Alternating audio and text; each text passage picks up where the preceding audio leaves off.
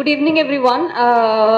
My revolutionary greetings to the Gaddar Foundation, Surya and Jirakara Srinivas for inviting me, and for all of you. I'm also a very big fan of Vimala Akka. I mean, she's my Gaddar. So it's a great honor to be here and a great privilege to talk to you. There is a, please forgive me for speaking in English, but also, Gaddar was, as much as he's a product of Telangana, as much as he's, sings in Telugu, I think he belongs to all of us.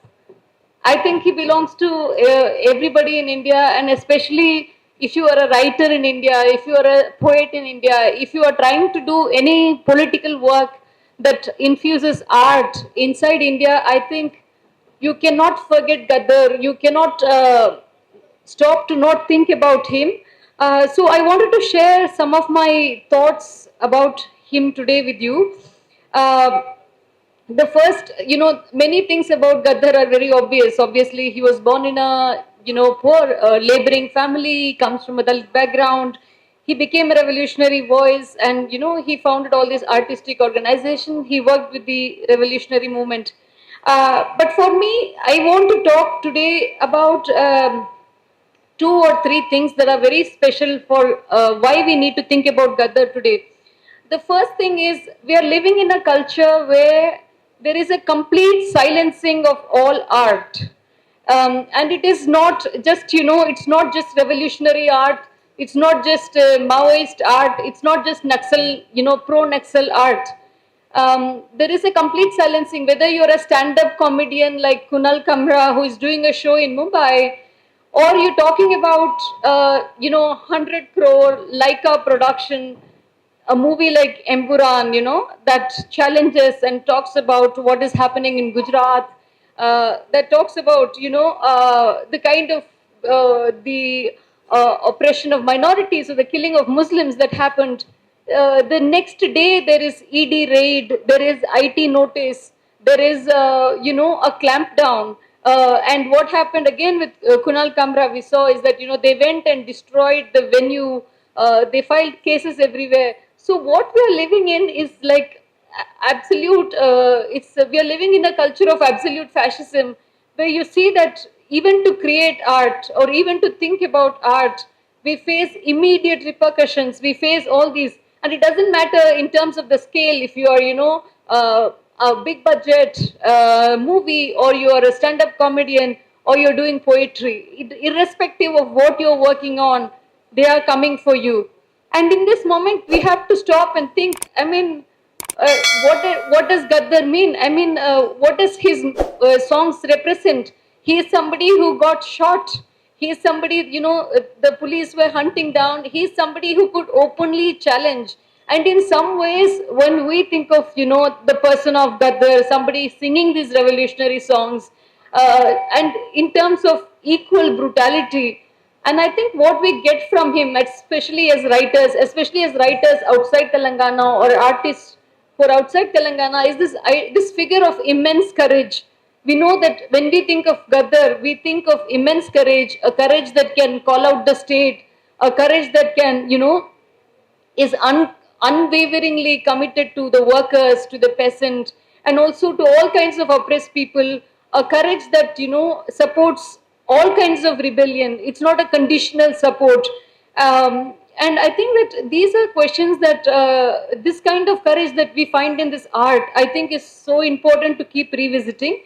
And the second thing that I also want to talk about Gaddar is the way he took politics and he made it accessible. Because today we again may have few intellectuals who do critique the state, or who do criticize the kind of repression that goes on, who criticize corporate loot and plunder.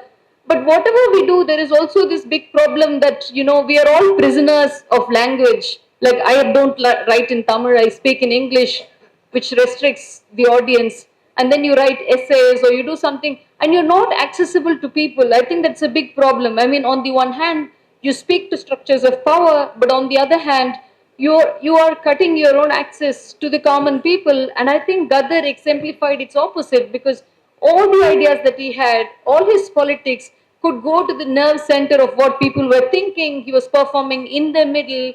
And I think that there is an immense lesson for us there as artists. And again, one of the other things that, I wanted to talk about Gaddar and his work was he was never absent from, it's not like he was producing work somewhere. He was always in the forefront of, rallies and protests and grassroots organizing. And very strangely, many people know, I have never talked about this before. My mother was a professor of mathematics at IIT Madras. And in 1996, in 91, the Mandal Commission became law because, they had to start giving reservations for faculty, for OBCs. And in 96, my mother went to the High Court of Madras and said that you have to give Mandal Commission in IIT also, because IITs were not implementing reservation for the Dalit people. They were not giving reservation for the Bahujan people. And it was not an easy time, because it's still 96, this is typical Brahminism, and my mother is a woman in science. And one of the calls that my mother got, and I know this because I'm the person who used to answer all the calls. I was like 11 or 12 years old or 13 years old. I used to answer every call my mother got. And one of the calls that my mother got was from Gaddar. He said, I read about your struggle. I am following your struggle, and you have my full support. And for me, I have never met him individually in my life, but I know that this is what a revolutionary does, and this is what an artist does, and this is what a truly political person does, because you reach out to other people who are struggling, you reach out to other people who are fighting their battles, and you tell them you're not alone, you tell them I am with you, you tell them that you have our support. And I think that this is also why I'm here today, just to say my thanks in person. So yes, I want to again, come back to this figure of Gaddar, because this is a personal story. But today, once again, when we are talking about, let us say, the idea of urban Naxal, that anybody who talks, anybody who writes, anybody who creates, anybody who expresses support or sympathy or criticizes this government, were immediately called urban Naxal. I mean, if Gaddar was here today, he would be the top urban Naxal in the country. But how do we challenge this idea? How do we go against the state? Because I don't think that urban Naxal led to this. The idea of urban Naxal led to this Bhima Koregaon arrest. But I don't still believe that we live in a country where every artist can be in jail. Even if that is the paradise that Amit Shah wants and Modi wants, I still think they do not have the jails to hold all of us. And what are we doing with it? What are we doing with our power of voice? What are we doing with speaking out? And should we also become complicit in our own silencing? And the thing is, I also want people to reflect. The first arrest in Bhima Koregaon happened in 2018. And now, let's say 7 years later, it's 2025, there is Operation Kaghar going on. And in this operation, every day at least 30, 40 people are killed, Adivasi people are killed in Bastar. And all these people are labeled Maoist, Naxalwadi. And we also don't know the number of people who are dying, because they're wrapping the body in tarpaulin sheets and bringing the bodies and then putting the uniform. So if they have 20 uniforms, they say 20 people died. They have 25 uniforms, they say 25 people died. They're not even collecting all the bodies of the people they are killing. And the killing is, last year the count was 235. This year, in only 3 months, the count is 145. It's more, they have already crossed double of last year's target. And our Home Minister is going around the country saying that he is going to finish Naxalism by 31st March 26.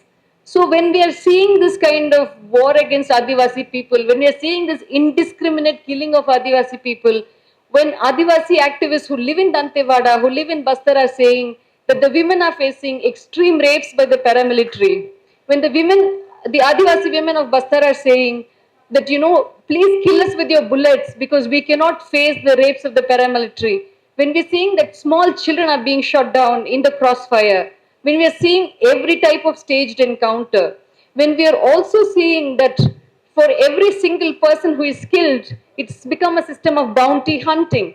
So, you know, somebody dies, there's a 45 lakh reward. Somebody else dies, there's a 1 crore reward. Renuka dies, there's a 25 lakh reward. So it becomes a kind of, you know, we'll give you money, go and kill.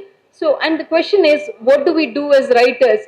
How do we allow this kind of, you know, a death of democracy, a death of people's right to protest, but also basically the killing fields of Bastar? How do we allow this to happen? And I think this is where, you know, we really have to think about, you know, Gaddar himself as a force of change, as thinking how much of his life he gave to, you know, singing about revolution and talking about revolution and talking about the state and thinking, are we doing enough?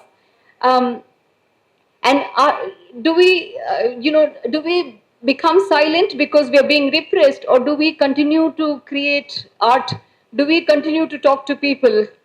And I also think that, I just want to finish by saying two more things. One other thing is, we have to understand that, you know, as much as I'm talking with a sense of urgency, as much as I'm saying that we have to do things now, I also think that all revolutionary work, all activist work, all change is a very long arc. Because I think, at least since my 20s, I'm trying to read all the literature of the far left, all the literature of the Naxalwadi. And I see a very dramatic change, because 20, 25 years ago, I don't think that, you know, they would call what is happening Brahmanical Hindutva fascism. Today, you look at the criticism of the state that comes from the Maoists, they would call it Brahmanical Hindutva fascism. And I think this is maybe not one individual called Gaddar, but it is because there are enough people who come from Dalit and Bahujan backgrounds. There are enough people who question the movement and who therefore influence the movement's understanding of how do you grapple with the caste question? How do you grapple with the larger structural oppression that's going on? How do you see these connections between capitalism, the Indian state, and the caste system? And therefore, even if we do not immediately bring about change, that, you know, in 20 years, 30 years, these movements, these revolutionary organizations are in some ways, you know, have to adapt and have to understand. And this change comes from within, and it also comes because there are progressive forces who raise these voices. And I constantly believe that, you know, the fact that Gaddar was so pro-reservation and he was so pro-Mandal, it means that, you know, we cannot stop talking about it. We cannot only reduce all that is happening in India to a certain type of class struggle. And having said this, this is something I think is some which, you know, allows us to engage with him, is that he was never afraid of speaking all these uncomfortable truths. And I think that is something that, as a writer, that, you know, we want to take forward. And I want to finish my speech by saying that Gaddar lives on. I mean, Vimalaka said that some people live after their death as well. And I think Gaddar lives on because he's an inspiration to an entire generation of artists. And, you know, he's a leading light. We look forward to him and we learn from him. So thank you.